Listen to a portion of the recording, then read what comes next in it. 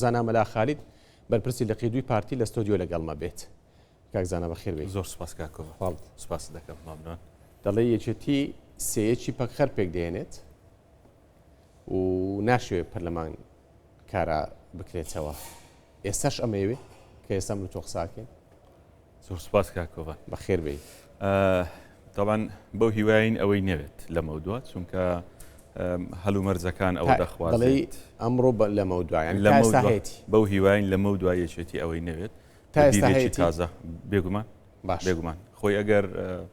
نەویست بواە ئێستا پەرلەمانێکی کارە هەبوو کابینەی حکوومەت تازە بوو بۆ دامەزراوەکانی هەرێمی کوردستان جارێکی دیکە هەڵدەبژێردرایەوە باشە بەڵام بەداخەوە تا ئێستا هەوڵی ئەوەیدایە کە پەرلەمان کۆ نەبێتەوە پەرلەمانێکی کارامان نەبێت. طبعا کە دەڵێن پەرلەمانی کارا طبعا یەکێتی چۆن هەوڵی دایمە ڕوونە ینی بابەتەکە ئەوەیە کە ناوێت کۆبنەوەی پەرلەمانی کوردستان ببێت بۆچی نەک لەبەر ئەوەی کۆبنەوەی پەرلەمان کۆ نەبێتەوە پەرلەمان ئەوە نەبێت ناوێت ئەنجامەکانی کۆبنەوەی پەرلەمانی کوردستان هەبێت کە کابینەیەکی تازەی حکوومەتی هەرێمی کوردستان پێک بێت بۆ ئەوەی لەو قەبارەی خۆی کە هەیەی یەکێتی لە قەبارەی خۆی زیاتر بەدەست بهێنێت. طبعا ئەنجامی هەڵبژاردن خەڵکی کوردستان چاوەڕوانی ئەوەیە کە بەپێی بەرکەوتەی هەر لایەنێکی سیاسی لە پەرلەمانی کوردستان بەرکەوتەی وەزارەتەکانی حکوومەتی هەرێمی کوردستانیان هەبێت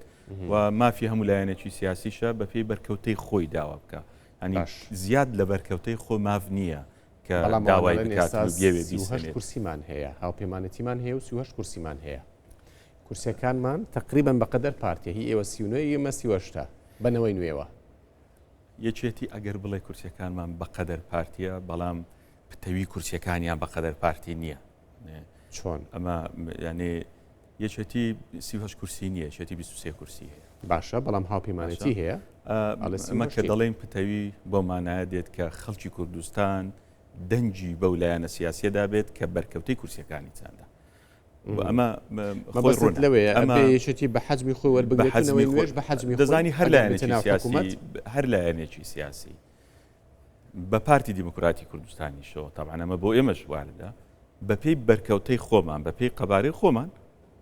مشارەکەی حکوومەتمان دەبێت بەپێی قەبارەی خۆمان لوجانی پەرلەمانی کوردستانمان دەبێت پۆستەکانی هەرێمی کوردستانمان دەبێت بەپێی قەبارەی خۆمان ئێمە قەبارەی یەکێتی برادرانی یەکێتی لەسەر ئەو بیرکردنەوەن کە دەبێت هاوشان لەگەڵ پارتی هەمان پۆستەکانی پارتی هەیەی هەمان پۆستەکان یەکێتی بێ ئەمە قبول کراو نییە نەک لە لای تەنها پارتی دیموکراتی کوردستان لە لای خەڵکی کوردستانیش چونکە خەڵکی کوردستان کە چوتە سەر سندوقی هەڵبژاردن دەنجیدایە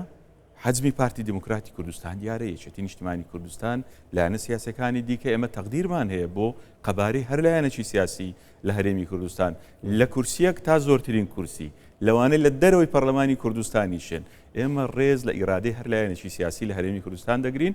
بەڵام دەبێت مشارەکەکردنیان بەپێی قەبارەی دەنجی بەدەستهێنراوبی لە لای گەلی کوردستان بە گەلی کوردستان بڕیاری بەست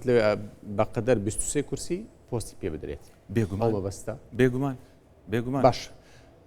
خۆگەر یەکێتی 30 کورسی هەبووە داوای قەبارەی 30 کورسی دەکرد بەڵام 23 هەیە دەبێت داوای قەبارەی 23 کورسی بکات. باش یەکێتی ئەڵێت لەگەڵ کاراکردنەوەی پەرلەمانی پارتیاڵێت لەگەڵ کاراکردنەوەی پەرلەمانی پێکاتەکان ئەڵێن لەگەڵ کاراکردنەوەی پەرلەمانین هەرچی حزب و لایەنی سیاسی هەیە دەڵێ ئێمە لەگەڵ کاراکردنەوەی پەرلەمانی هەمویان لەگەڵ و هەمووشیان لەگەڵینەوە چۆنە کارا ناکرێتەوە چێ کارا ناکرێتەوە بۆ کارا ناکرێتەوە هەمووشیان لەگەڵم کارا بکرێتەوە. ئێمە کاکۆڤان ئێمە کە پارتی دیموکراتی کوردستان دەڵێت پێویستە پەرلەمان کارا بێت ئەمڕۆ چوارشەمەیە باش 25 بەپێی پێڕەوی ناوخۆی پەرلەمانی کوردستان پێویستە 48 کاتژمێر بەر لە دانیشتنی پەرلەمان ڕابگەیەندرێ بەرنامەی کاردا بندرێ فەرمونون ئەوە لایەنە سیاسیەکان بە ئەمڕۆ ئیعلانی دانیشتنی پەرلەمانی کوردستان بۆ 48 کاتژمێری دیکە بکرێت بەرنامەی کاردا بندرێ بزانن پارتی دیموکراتی کوردستان ئامادەیە کارای بکاتەوە و لایەنەکانی دیکەش ئامادەی دانیشتنی پەرلەمانی کوردستان بن ئەمە با خەڵکی کوردستان ئەمە با خەڵکی کوردستان خۆی حاکم نامەسەلەکە بابەتێکی پەیڕەوی یاساییە چونکە ئێمە دەبێت لە دروشم دەربچین دەمانەوێت پەرلەمان کارا بێتەوە دەبێت بە کردار بمانەوێت پەرلەمان کارا بێتەوە با ئەمڕۆ ڕابگەیەندرێت 48 کاتژمێری دیکە فراکسیۆنی پارتی لەناو هۆڵی پەرلەمانی کوردستان دەبێت. گریمان پارتی ئەچێت و ئانی تر نایەن. بەڵێ پارتی چیە کات ئێستا بەنیازی چی ئەوێ پەرلەمان هەر ئاوا بێ بەم شوێ بمێنێتەوە؟ نابێت دەزانی نابێت لەبەر ئەوەی پەرلەمانتاران سوێندی یاساییان خواردیە دەبێت لە پەرلەمان پیادەی کاری پیشەیی و یاسایی خۆیان بکەن وەکو پەرلەمانتار. یەکێک لە ئەرکەکانی پەرلەمانتار ئەوەیە کە دەبێت متمانە بە کابینەیەکی دیکەی حکوومەتی هەرێمی کوردستان بداتەوە. بۆیە ئەمە ئێستا کەم و کوڕیەکەیە لە ئەداکردنی ئەرچی پەرلەمانتارە دەبێت ئەم کەم و کوڕیە پڕ بکەنەوە. ئەنی ئەمە ئەرچی پەرلەمانتارانە دەبێت پڕی بکەنەوە. بۆیە ئەمە چۆن دەکرێت لە دەرەوەی پەرلەمانی کوردستان لایەنە سیاسیەکان دەبێت یاز بە فراکسیۆنەکانی خۆیانی پەرلەمانی بدەن کە بچن لە پەرلەمانی کوردستان دابنیشن کۆ ببنەوە بەرنامەی کاردا بنێن خلافاتی سیاسی هەبووە بەڵام بگەرمەوە سەر گریمانی خۆم تۆ گوتت ئێمە ئامادەین بچینە دانیشتنی پەرلەمانە گەڕابگەێنرێت گریمان ڕاگەیەندرا و کەسیش نەچوو بەس پارتی چوو سیونۆ بەش ناکات توێنێ پارتی چوە لای یەگرت و یەگرت و هاتووەتە لای پارتی ئەمڕۆ کۆمەڵی دادگەری هاتووەتە لای پارتی پرسیارەکەم دووبارە ئەکەمەوە بەنیازی چین باش بەنیازی چین پارتی زانی ئەمە تەقدیرمان هەیە بۆ هەر هەوڵێک ئێستا ئۆپۆزیۆن دی ئاشتان دەکاتەوە پێشتر ئۆپۆزیۆنەوە بوو لەکەم یەکێتی پێوەنتا خراپە هەر هەوڵێک باشە هەر هەوڵێک باشە بۆ ئەوەی کە بتوانین هەموو ئەو جۆرە چەقبەسووی هەیە لە پرۆسی سیاسی لە هەرێمی کوردستان ڕێگا چارەی بۆ بدۆزرێتەوە هەموو تەقدیری هەموو ئەو هەوڵانە دەکەین لای هەر کەسایەتێکەوە لایەنێکی سیاسی بێت ڕێگەچارەی پەرلەمان ڕێگاچارەی دروست ئەوەیە ڕێگاچارەی دروست ئەوەیە ڕێگاچارەی دروستی یاسایی ئەوەیە کە هەر لایەنێکی سیاسی بە پێی قەبارەی خۆی بەرکەوتەی هەبێت لە کابینەی حکوومەت بێن پەرلەمان کارا بکەنەوە بێن دابنیشن لە دروشم دەربچن بە کردداری بێنە ناو پەرلەمانی کوردستان و لەوێشدا متمانە بە کابینەیەکی تازی حکوومەتی هەرێمی کوردستان بدرێت ئەمە ڕێگا دروست و یاساییەکەیە پەرلەمان کارا ئەکاتەوە گەریەکێتی نێت دەزانی پەرلەمان حەقی تەنها پارتی دیموکراتی کوردستان یا حەقی خەڵکە ئەخە بۆنم ئێوەڵێن بە ساڵێک و هەشت مانگە چاوەڕوانیمان زۆر بوو زۆر چاوەڕوان بووین زۆرترین کورسیشتان هێناوە زۆر دەزانی خەڵکی کوردستان زۆر چاوەڕوان بوو ئەم مؤسسەیە ئەم دامەزراوی پەرلەمانی کوردستان هێشتا مڵکی گەلی کوردستانە باشە مڵکی تەنها پارتی دیموکراتی کوردستان یان لایەنێکی سیاسی دیکە نییە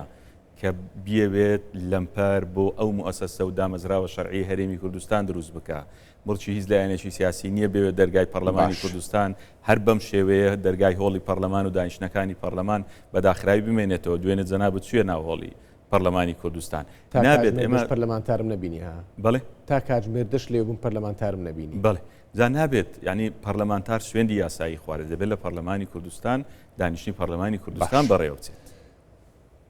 سەبرەگرن یان سەبری ئەیوبتان نەما دەزانی ئەمە نابێ بڵین سەبر ناگرین و وا سەبر دەگرین و وەکو تاکید لەوە دەکەمەوە زۆر چاوەڕوانمان کرد تەواو زۆر چاوەڕوانمان کرد ئێستا خەڵکی کوردستان لە ئێمەشی قبول ناکە لە لایەنەکانی دیکەشی قبول ناکات چی در لەسەر ئەم پەکخستنەی پەرلەمانی کوردستان بەردەوام بێت دەیانگوت ئەگەر یەکێتی نێت پارتی بەنیازە پەرلەمان کارا بکاتەوە لەگەڵ ینی پەنجازایی یەک کۆ بکاتەوە و پەرلەمان کارا بکاتەوە بابەتی پارتی بابەتی 50 بابەتێکی کەمال گوتی چونۆ زۆرینە ئێستا بڵێ بە پێی ئەوەی کە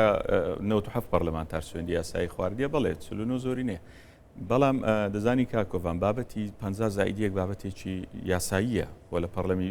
لە پەیڕەوی پارتیەماکە دەگەری نێت 50 هەر لایەنێکی سیاسی لە زمنی ئەو 50 دابێت مافی خۆیەتی دانیشتنی پەرلەمانی کوردستان بە مافی خۆتان نێزان ئەو هەر لایەنێکی سیاسی مافی خۆیەتی ئەگەر 50 هەبوو بۆ ئەڵێ سیاسی ناتوێت بڵێ پارتی هەمومان مافمان هەیە هەمومان مافمان 50 یەکتان پێکەوە کرێتەوە با چاوەڕوان بین 49 چکە دەڵێستا دەڵێن 49 زۆرینەیە با چاوەڕوان بین ینی مەسەلەکە ئەوە نییە پارتی کۆی دەکاتەوە مەسەلەکە ئەوەیە دەبێت ئێمە تاکید لەوە بکەینەوە 50 پەرلەمانتاران پەرلەمانتاران لە ناو هۆڵی پەرلەمانی کوردستان بن جا ئەم وجودی پەرلەمانتارانە چێن چلایانێکن چێن ئەوانەی لە خەمی پرۆسەی حکومڕانێتی هەرێمی کوردستانن لە خەمی پرۆسەی دامەزراوە یاساییەکانی هەرێمی کوردستان بن دەبێت هەموو ئەو لایەنە سیاسیانەی کە لە خەمدان دڵسۆزی خۆیان دەنوێنن ئەوانەی کە دروشم بەرز دەکەنەوە هەموو ئەوانە بێن لە ناو هۆڵی پەرلەمانی کوردستان بەشدار بن ئەوانەی کە چەند ڕۆژێک بەرز ناکاتەوە دەزانی ئێمە بە کردار جارێک تر تاکید دەکەمەوە با ئەمڕۆ دانیشتنی پەرلەمانی کوردستان ڕابگەیەندرێ پارتی ئامادەیە 48 کاتژمێری تر لە ناو هۆڵی پەرلەمانی کوردستان باش با لایەنەکانی تریش وا ڕای ئەم هەوڵانەی ئێستا کە هەن پارتی وێچێتی کۆ دەبنەوە زانی ئێمە و یەکێتی نیشتیمانی کوردستان دوو هێزی سیاسی جیاوازین خلافمان دەبێت گرفتمان دەبێت بەڵام هیچ لەو گرفت و خلافانە مانای ئەوە نییە کە بەیەکجاری لێک دوور دەبین لێک دادەبڕین لێک دادەپسڕین لێ ئەمە ئەو بابەتە مستحیل نییە ینی کۆبنەوەی یەکێتی و پارتی بابەتێکی مستحیل نییە لە نزیکانە دەبینین ئەمە ڕەنگە برادرانی شاندی دانوستانکاری پارتی دیموکراتی کوردستان بەڵام بەرپرسی لەسەر هەبێتن لۆ هەموو حاڵەتێک واردە پارتی دیموکراتی کوردستان کۆ ببێتەوە لەگەڵ هەموو لایەنە سیاسیەکانی دیکە و ئێستاش بینیمان دەرگای مەکتەبی سیاسی پارتی دیموکراتی کوردستان واڵایە بۆ هەموو لایەنە سیاسیەکان کە گفتوگۆ دەکەن لەسەر ئەوەی کە چۆن ڕێگا چارەیەک بدۆزنەوە بۆ ئەم سەق بەستووی لە هەرێمی کوردستان هەیە بەڵام دەبێت ئێمە تاکید لەوە بکەینەوە هۆکاری سەق بەستووی پرۆسەی سیاسی لە هەرێمی کوردستان پارتی دیموکراتی کوردستان نییە پۆستە بەڕاستی یەکێتی ئێستا لەسەر چی لەگەڵ پارتی ناکۆکە یەکێتی لەسەر ئەوە لەگەڵ پارتی ناکۆکە دەڵێ من حەزمی من ئەوەی هەیە قەبارەی من ئەوەندە نییە ئەوەی پارتی دەیەوێت بەداتێ قەبارەی من گەورەترە و قەبارەی من گەورەترە لەو دەنگانەی هینایتم قەبارەی من گەورەترە لەو ژمارە کورسیانەی هەمە ینی ئەمە یەکتر ناگریتەوە لەگەر منتەق ئەگە بیری لێ بکەینەوە ژمارە کورسیەکان دیاری کراوە چەند وەزارەتان باشی داوە ئەگەر زانیاریت هەبێ من نازانم بەڵام ینی ئەگەر بە قەبارە بێت بە قەبارە بێت سەر وەزارەتی ناو خۆی دەزانی ئەگە بە قەبارە بێت کاکۆڤان هەموو خەڵکی کوردستان دەزانێت لەم کابینەی ئێستاش بەردەوامی هەیە لە حکوومەتی هەرێمی کوردستان یەکێتی مافی ئەو ژمارە زۆرەی وەزارەتەکانی کابینەی حکوومەتی نەبوو ئەوەی کە دامانە پێ داومانەتی یەکێتی لە کۆبوونەوەکانە بە زۆری ئەزان یان بە حەقی ئەوان ئەزانن نەخێر هیچ کاتێک باسیەوەم نەکردێت کە حەقی ئەوانە نامستاش تاکید دەکەمەوە ئەوەی کە زۆرترتان ئەوەی کە یەکێتی ئێستاشەتی لە کابینەی حکوومەت زیاترە لەو مافی ژمارە کورسیەکانی خۆی کە هەی بووە یەکێتی بەو ژمارە کورسیانە مافیەوەی نەبووە کە شەش وەزارەتی حکوومەت و جێگری سەرۆک وەزیران و سەرۆکی پەرلەمان و جێگری سەرۆکی هەرێمی هەبێت یەکێتی بەشداریان هاوبەشە چکە ها دوێنێ قسەیان کرد یەکێتی بەشدار دەبێ هاوبەش بین نەک بەشدار بین بەڵێ بەدیدی ئێمە یەکێتی هاوبەشی سەرەکی بۆ لە حکوومەت لە پەرلەمان لە دامەزراوی سەرۆکایەتی هەرێم بەڵام بەدیدی خۆیان یەکێتی بۆ دەڵێن بەشدار بۆ دەڵێن بەشدارین باشە چونکە خۆیان نەدیتیتەوە لە ناو هەموو ئەو قەزیە گرنگانەی کە ڕوبەڕووی هەرێمی کوردستان بۆتەوە هەنێ ئەمە شایەدیەکە لەسەر خۆیانی دەدەن کە خۆیان بە هاوبەش لە پرۆسی حکومڕانیت نازانن ئەگەر بێزەحمەت پرسیارێک لێرەدا ئەوەیە کاکۆڤان پرسیارێک لێرەدا ئەوەیە ئەگەر یەکێتی هاوبەش نییە بە ئێستاشەوە تا هەفتەیەک بەر لە ئێستاش کە پۆستێکی حکوومەت لە بەشی یەکێتی فەراغ دەبێت بە زووی لە ماوەی 24 ساعتدا پڕی دەکەنەوە کەواتە ئەگەر هاوبەش نین بۆ هەندە پەلەیانە بۆ ئیمتیازاتە ئەگەر تەنها بۆ ئیمتیازاتە مشارەکەی حکوومەت و هاوبەشیکردن لە حکوومەت دەبی بە خەڵک بنێن کاکەمە بە تەنها بۆ ئیمتیازات سوین بۆیە دیدی ئەوان لە پرۆسی حکومڕانیەت و مشارەکەکردنیان لە کابینەی حکوومەت تەنها بۆ بەشداریکردنێکی وەرگرتنی کۆمەڵێک ئیمتیازاتە بۆ ڕازیکردنی سەرجەم کادیران و هەموو باڵەکانی یەکێتی